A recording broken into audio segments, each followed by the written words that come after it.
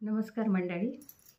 आज ना एक थोडासा मी असा विषय घेणार आहे, की बऱ्याचदा माणसांमध्ये किंवा एखाद्या कुटुंबात म्हणा किंवा नातेवाईकात म्हणा, काही गैरसमज होतात. त्या गैरसमजातून वाद निर्माण होतात आणि बऱ्याचदा काय होतात, की ते वाद बरेच विकोपाला जातात.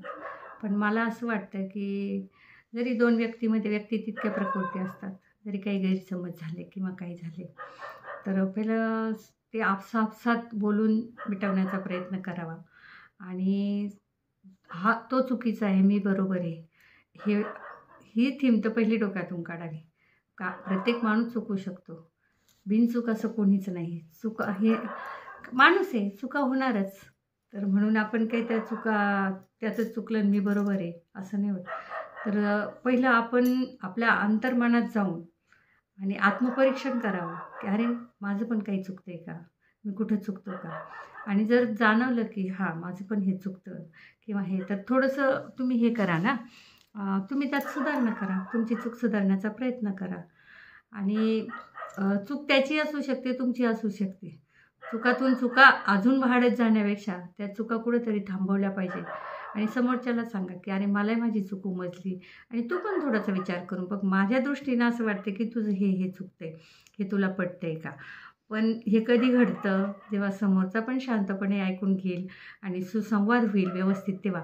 आणि नाहीतर काय होतं, एक जण संवाद साधायचा प्रयत्न करतो किंवा तो त्याची चूक पण सुधारतो, तो त्याचं वागणं पण बदलतो, पण समोरचा त्याची जागाच सोडायला तयार नसेल, तर मग अशा ठिकाणी वाद मिटतच नाही, ते वाढतच जातात. कारण तुमचा दृष्टिकोन दूषित झालेला असेल ना, तर त्याला कुणीच काही करू शकत नाही.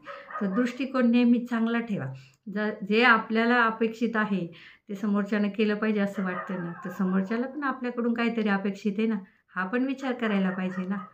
आणि आपल्या आपसात वाद कधी पण मिटवलेले चांगले. आपण ते काय करतो, उगीच व्हायरल केले गावभर, तर लोकं काय करतात, लोकं येत नाहीत आपल्यामध्ये हे करायला, इन्व्हॉल्व व्हायला. आपण त्यांना इन्व्हॉल्व करून घेतो. आपण ही संधी लोकांना द्यायचीच का?